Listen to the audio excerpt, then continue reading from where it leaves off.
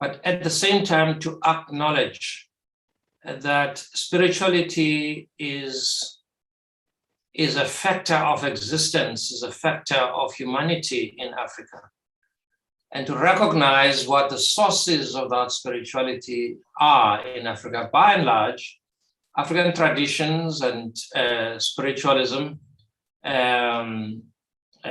Muslim, Christian, animist religions, all in different ways inform and persuade behavior and conduct and understanding of the human reality in Africa.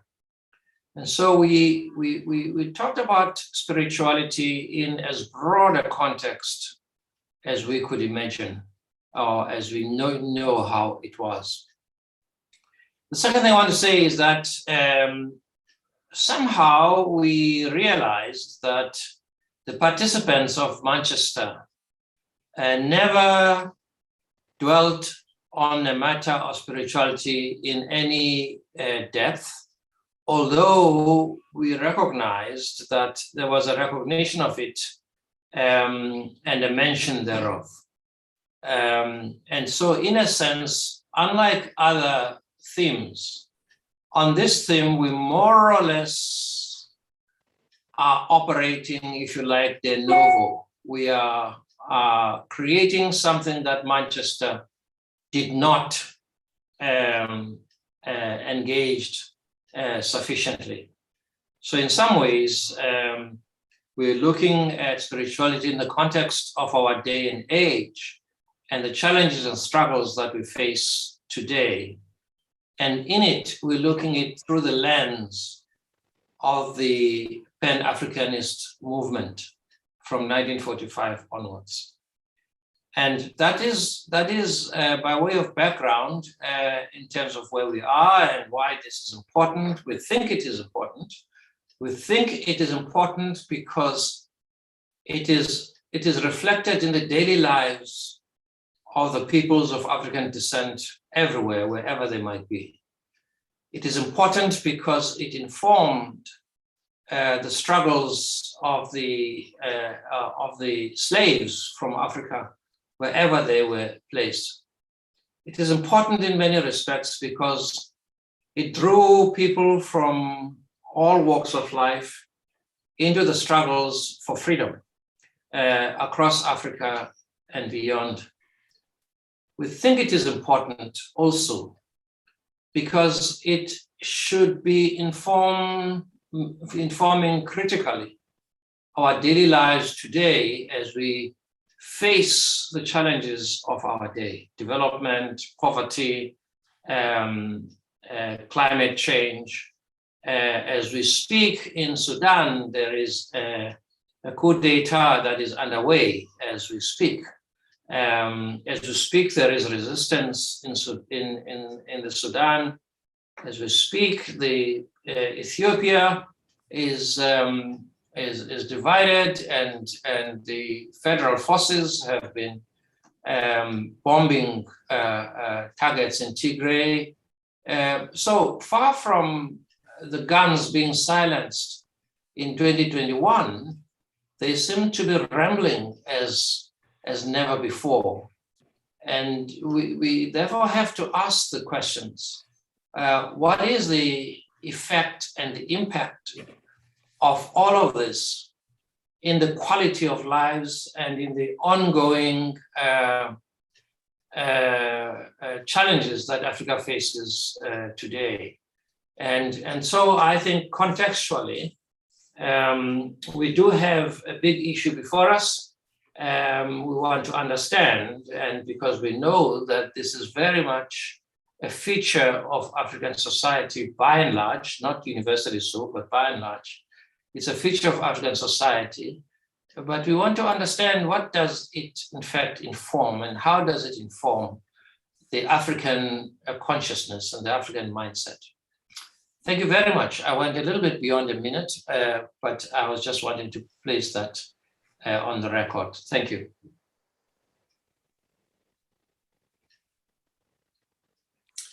Hello. I'm sorry that I was late. I had a technical problem. Um, I'm delighted to be here to be the moderator of this panel, and it's good to see all of you here. I come with just fond memories of Barney, Yes. who I have known for years as we served with the program to combat racism, World Council of Churches. But it's a delight to see all of you here. I want to begin by asking each of you who are the panelists to just give 2 or 3 sentences about yourself. I think it's important for people to hear about you and a little bit about your history and your perspective in engaging in this particular subject. Many of us are aware of the importance, the vital importance of spirituality in the Pan-African movement.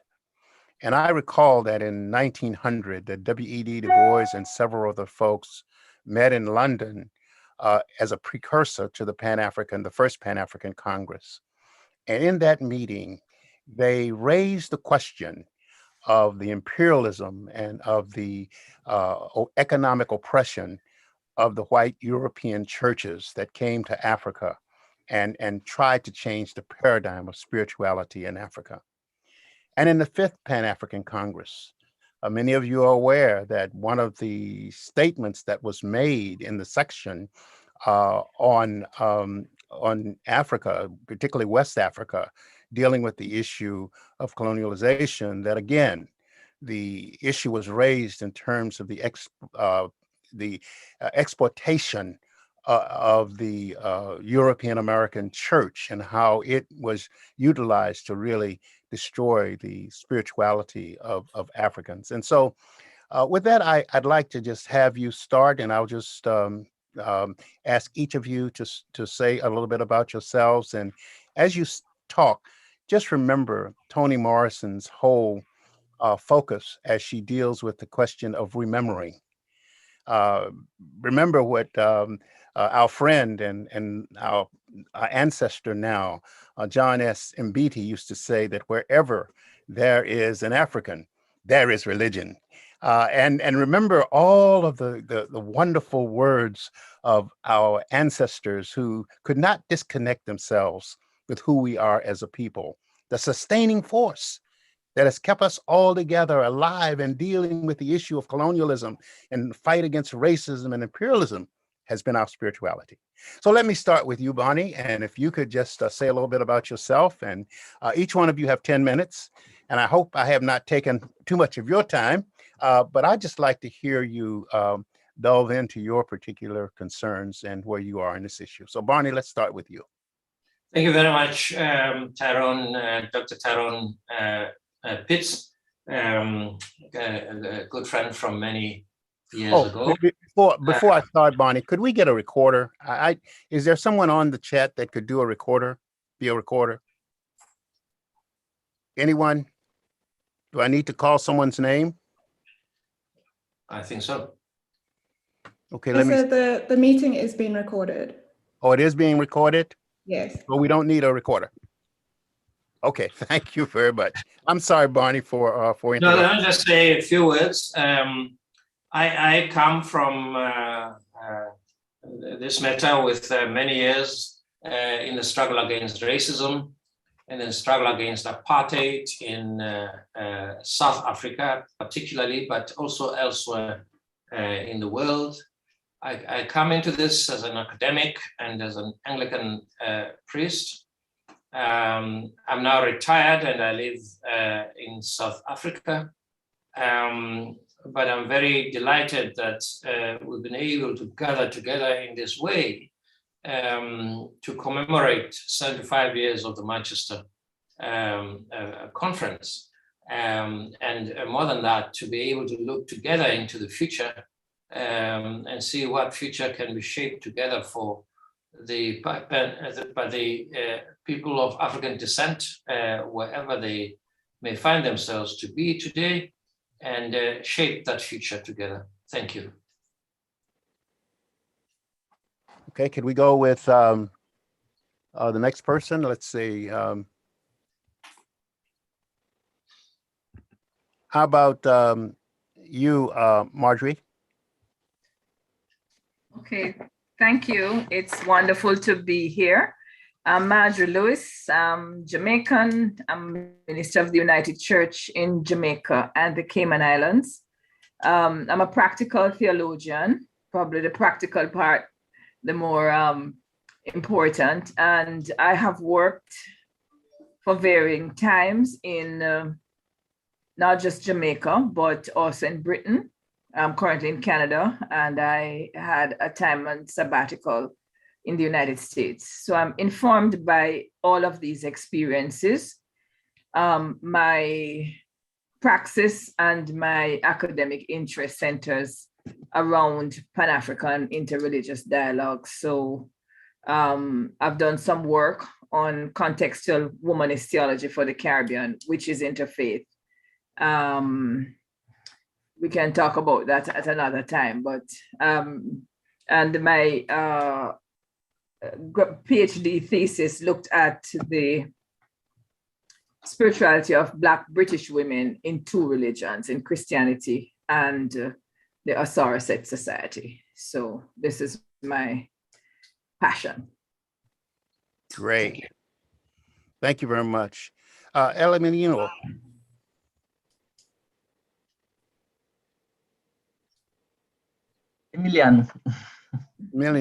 Emiliano. Okay, sorry. Iliano. Oh, Yeah. Iliano. Okay, I'm apologizing to you. Exactly. Firstly, I want to tell that I don't have a good English, so I don't know if I can speak any Portuguese. I don't have good Portuguese either, so you don't have to worry. Okay. There is an Also interpreter. Indian? There is an interpreter, yes. So it's no Okay. problem. So you could speak Portuguese.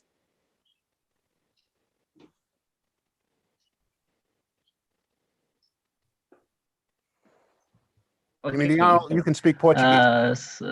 Ok. Ok, obrigado. A minha relação com o panafricanismo, de certa forma, começa a partir da minha incursão na diáspora. Eu sou um estudante de teologia, sou angolano e emigrei para o Brasil, onde comecei a cursar a teologia, fiz a formação do direito e comecei ao mesmo tempo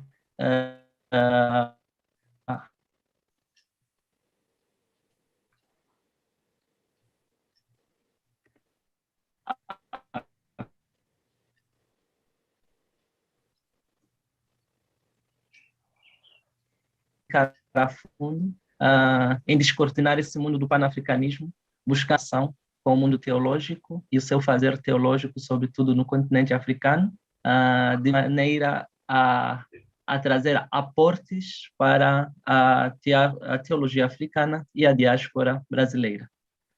De forma rápida e resumida. Thank you very much. Yolanda?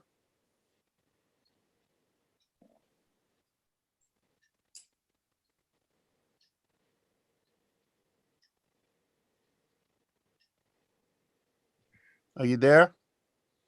Yolanda? Sim, tô ouvindo. Okay. Larissa. Hello, I'm Larissa. Just to clarify, are we giving kind of full statements or just a quick introduction? Just a quick introduction, and then we're going to do full statements. Perfect. I'm Larissa Johnson. I'm South African. I grew up in Johannesburg. My family is mostly from the Eastern Cape, and my mum is Portuguese. So I occupy many intersections of South African social life. I am perhaps the odd one out here in that I do not work on religion or spirituality, and I can speak to that a little bit later. But I do work on what I will speak about is African bow music, especially Southern African bow music, and trying to recuperate practices that connect us to ancestors, especially for people like me who are called colored, I guess, in some spaces, who are trying to kind of recuperate their indigenous identity. So I'll talk about a musical practice that I think can be interpreted as spiritual, but I don't necessarily think about it in these terms. I'm a PhD student in music and Africana studies at the University of Pennsylvania, but I'm joining you from Johannesburg today. Thank you very much. We're going to start with you, Barney. Could you give us your presentation now, please?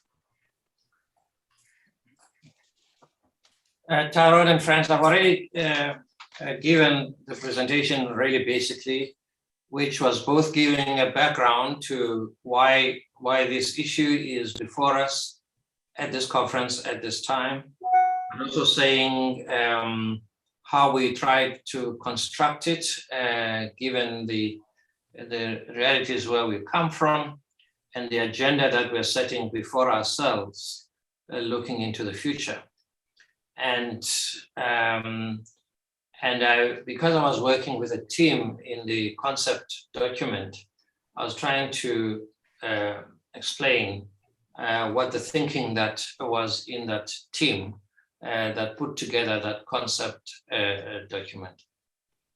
Basically, what we are saying is that we need to acknowledge that the issue of African spirituality or Pan-African spirituality, there is a sense in which it is a given, it is easy, but there's another sense in which it is hidden and is very, very difficult to fathom or may even be denied. But there is another sense, we thought, in which it can be problematized because to some degree, the espousal of a religious consciousness, some of which came from colonialism and other forms of influences that came into Africa, became dominant and became very hegemonic in time. So in a sense, we thought we needed to acknowledge something that was clearly indigenous in African spiritual consciousness that is there, that in some respects informs the religions that have come into Africa since then. And therefore, some of our African identity we felt has not actually been lost in Africa as sometimes we think, because some of that African identity is in the religious practices that are found in our society today, and indeed was in the religious practices that were found in slave communities, because they had to dig deep into their traditional spiritualities, whether from West Africa, from wherever they were, in the Caribbean, in the plantations of the Americas. African people had this sense of identity from their spiritual roots. The second thing I wanted to say is that African spirituality, to the extent that it owes anything to organized religion, it has to recognize that it draws from, yes, African traditional religions, which actually are very, very difficult to call organized in the sense that we know it. At the same time, they have filtered into the organized religiosity of our time, whether it's Christianity and Islam. And we recognize that in Africa, 40% or so of African people and communities embrace Islam. And so Christianity is not in any manner a dominant religion when you look at the continent as a whole, but it is seen in very religious forms and religious places. Accordingly, it is not surprising, we say in the paper, that the way Africans express and entertain their religious sensibilities is of necessity through a syncretistic acknowledgement that in fact it is religion that draws from all kinds of influences to begin to find the identity of what it is that to be an African, and therefore a Pan-African in that sense. Having done that very, very quickly in the paper, we then try to say that how then do we understand this consciousness to be informing, affecting the history of resistance and struggle and humanization that Africa has been engaged in consistently over a very, very long time, including through the times of the slave trade, through the missionary periods of other religions. It seems to us that Africans, wherever they be, have been engaged in the struggle for the affirmation of the African personality, of the African being human. And we kind of note that this idea, this persistent struggle of the humanization of the African identity is an ongoing struggle, and there were times when it seemed to fail, there are times when it seems to succeed. But one thing that is true, we say, it is persistent.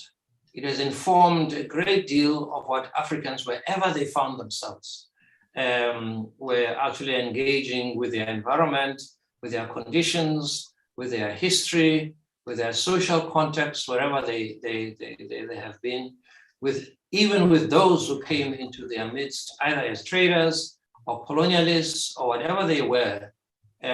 What they would be able to take away at that point is the consciousness, spiritual consciousness of Africa. That leaves us, and this is where I want to say, we were very, very clear that we didn't want to leave it at that, because we didn't want it to seem like we were just digging the past.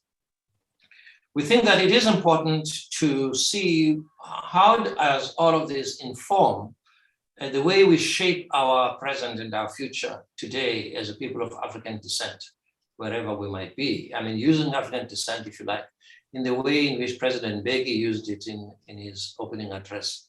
The idea is it doesn't matter where we are, if we claim our descent in Africa, wherever it places us, whether in Africa or elsewhere, we are still people of African descent. And we're saying that faced as we are today by just enormous challenges, most of which we are participants in as well as African people, and some of which we feel we may be overwhelmed by the powers of our time and environment, where there have been occasions when religion played, spirituality played an important part. There may have been occasions when spirituality didn't seem to be so important and so dominant. But to the extent that we are seeking to shape our future in this environment we're in, spirituality provides a key component and crux of resistance and shaping the future. And we felt in our thinking that we needed to recognize that in the different environments where Africans were, whether it was resistance, forming and shaping a new community, whether it was the organized religions that Africans put together where they were found in their music, in their storytelling, in their folklore, and all of those things that are important to who we are as Africans. They become very, very important in the humanizing of the African. So we felt that, I said earlier on, Tyrone, that while Manchester raised so many of the other issues, this is an issue that did not loom very large in Manchester. But we want to submit that it was there, but it was not looming large. So that means that this conference has the enormous responsibility today of making a distinctive commentary about where Pan-Africanism is going in a world that is morally and politically challenged. What are the resources? And we wanted to see Pan-Africanism and spirituality as a resource for our humanization as we face challenges today. Thank you. Thank you very much, Barney. It's very informative and it's tremendously helpful. Margie, would you now give your report and help us understand where you are from your context? Certainly, but there was something in the chat saying that we have basically 15 minutes left. So do I have 10 minutes or do we need to? I would give you 5. If we could just do 5 each, I think we can try to, if you don't mind, because we'll cut off. So if you could do okay, so then I will only be able really to give maybe some headings. I want to start first with a territorial acknowledgement and honoring of the ancestors. I acknowledge that I'm in Mi'kma'ki, the ancestral territory of the Mi'kmaq people in Turtle Island. I honor ancestors in Jamaica and Nova Scotia. Cacique Cayman, our first Taino chief in Jamaica in 500 years. We're thankful for the vision of unity that the Tainos and other indigenous people share with us. A vision of the meeting of the eagle, the condor, the red-tailed hawk, and the hummingbird. We remember ancestors in Mother Africa who knew God by many names. And we remember enslaved Africans who arrived in Jamaica and the Americas with their understanding of God, and acknowledge the experience of suffering and resilience which shaped that understanding. We honor Maroon ancestors who hail God as Yenkimpong. Maroon and other freedom fighters in the Caribbean, early Africans in Nova Scotia, and we recall the independent and close-knit Black community of Africville, which was established here in Nova Scotia, and the other similar communities built across Canada, Turtle Island.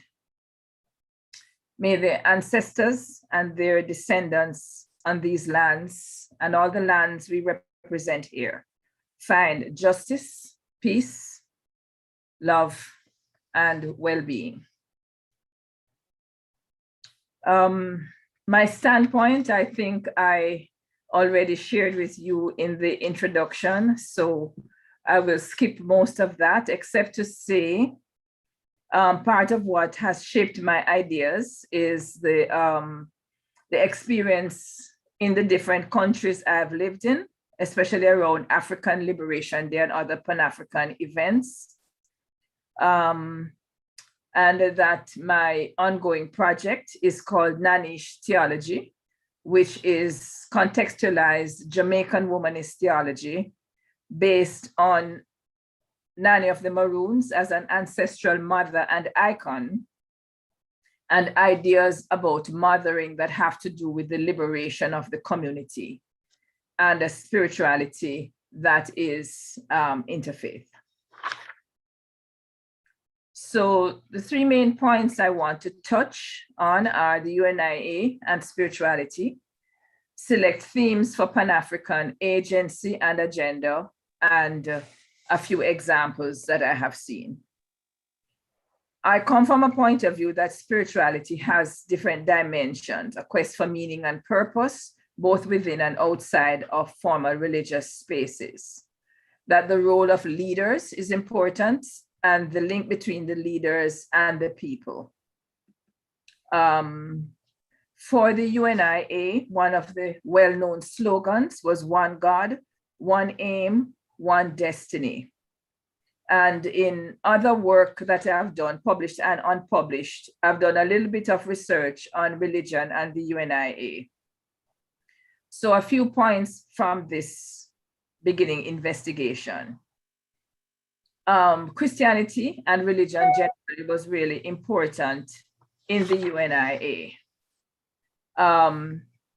Some say that Christianity influenced Garvey's oratory style and the role of chaplains in the UNIA, especially Chaplain General George Alexander Maguire, was really important. The UNIA developed rituals, some of which had to do with the UNIA catechism and a format for services.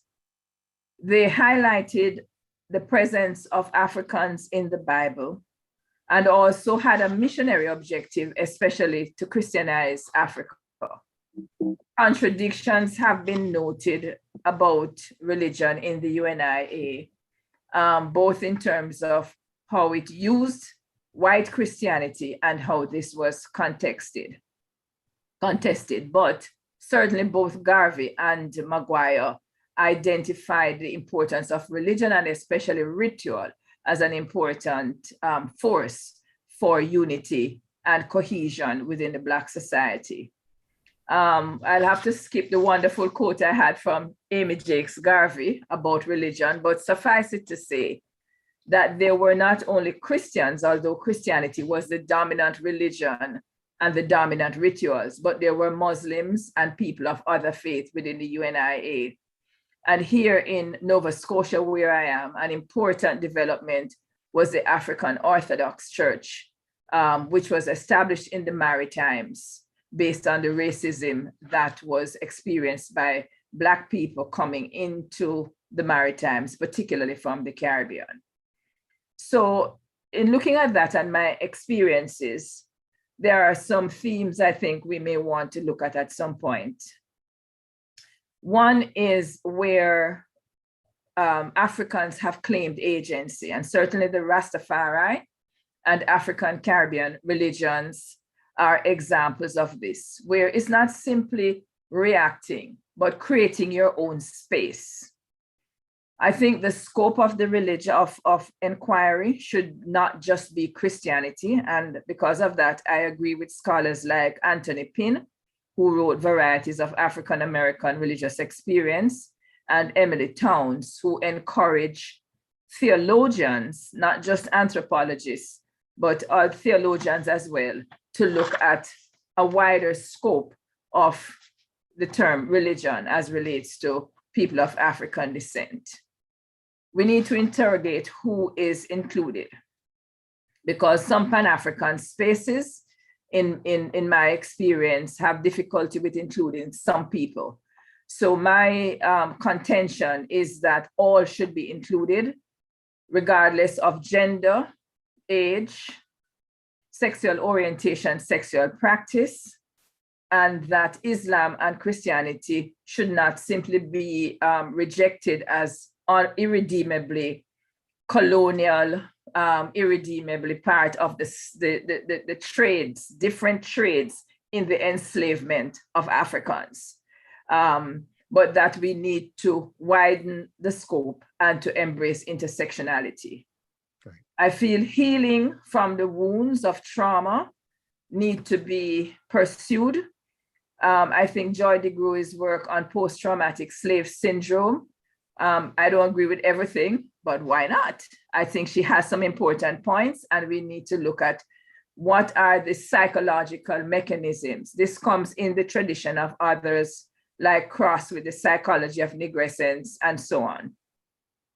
I think ethics is probably one I want to write in red, both an interrogation of spiritual ethics in the larger society and also within African spiritual and religious spaces. We have just had an awful experience in Jamaica with a cult that has led to murder. Yeah. I think the role of the academy and especially theological education needs to be looked at. I think in terms of using the power to give more space to African traditional epistemologies and not just Western epistemology, to share and engage in research, dialogue, and action. We don't have the luxury of being academics for the sake of academia. We have to be of some use. And we need to look at the culture. There are some examples. I will note just one because there are lots of Americans here. That rituals don't only have to be in religious spaces. And one of the most powerful rituals of lament for me has been that of the Northwest Tap Collective in tap dancing and lamenting those people who were murdered by the police in the United States. So I think we need to revisit our history. We need to interrogate our current context with research, action, reflection, and dialogue. And we need to highlight and share examples of agency. And I'll end with a question. Yeah.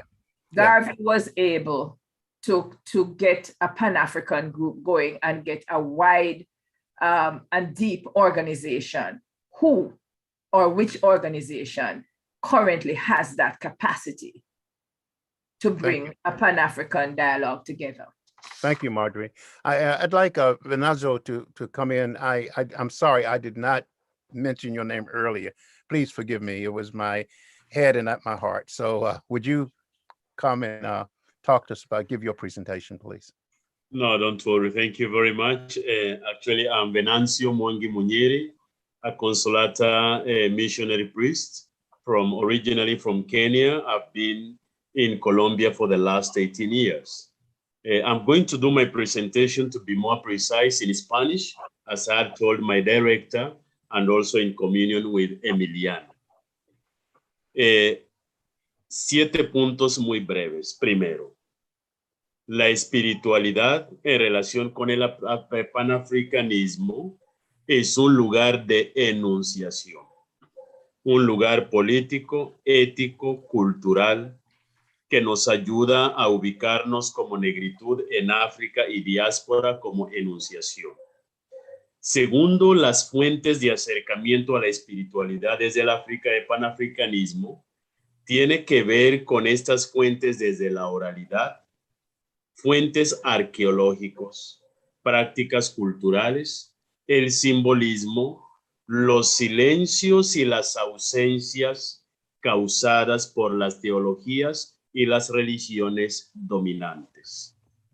Tercer punto, el binomio panafricanismo y la espiritualidad nos conduce a entender el panafricanismo como la materialización de un despertar consciente, de una lucha y una resistencia, una vivencia y una libertad que libera no solamente la conciencia negra, sino también libera la humanidad y el cosmos en general. El cuarto punto, la espiritualidad desde la perspectiva de la conquista.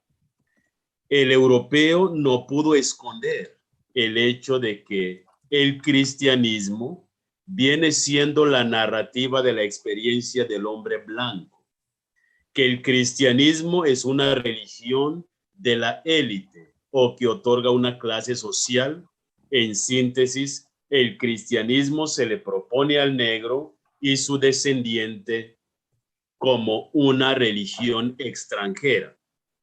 Y esto obliga al quinto punto de que nosotros desde el panafricanismo, el acercamiento que le hagamos a la espiritualidad necesariamente tiene que poner a dialogar el proyecto colonial con los procesos de emancipación que brota desde el frente político educativo de las religiones y que permita la emergencia de la novedad que le colocaríamos como una continuación de lo que nos dejó Manchester. Sexto y penúltimo punto. Entender el panafricanismo como el rechazo filosófico, político y espiritual del proyecto del expansionismo imperialista hacia donde va mi proyecto de investigación es descubrir la dimensión política de la espiritualidad. Y para hacerlo, y entonces ahondar en nuestras raíces desde varias propuestas que ahora por el tiempo quisiera dejar allí para ceder el espacio a otro. I'm sorry I had to do it in Spanish, but to be brief so that someone else can continue. No problem. It was excellent. Thank you very much. And we do have it in the chat, so we're able to see it. Larissa, do you want to have another word? And then we're going to ask Emilio to have another word too, very quickly, because we are running out of time. But would you like to say something else?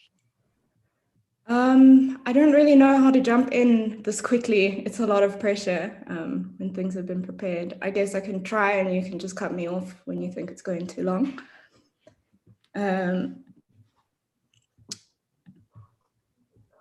Excuse me. Okay, so I am a flaky atheist and I was very amused by my inclusion on this panel, where I stand in the shadows of highly esteemed theologians. I couldn't figure out initially what to say on the topic of spirituality, but preparing the short notes that follow has kind of clarified my interest in indigenous musical practice in contemporary South Africa as at present as something that is precisely concerned with spiritual hygiene.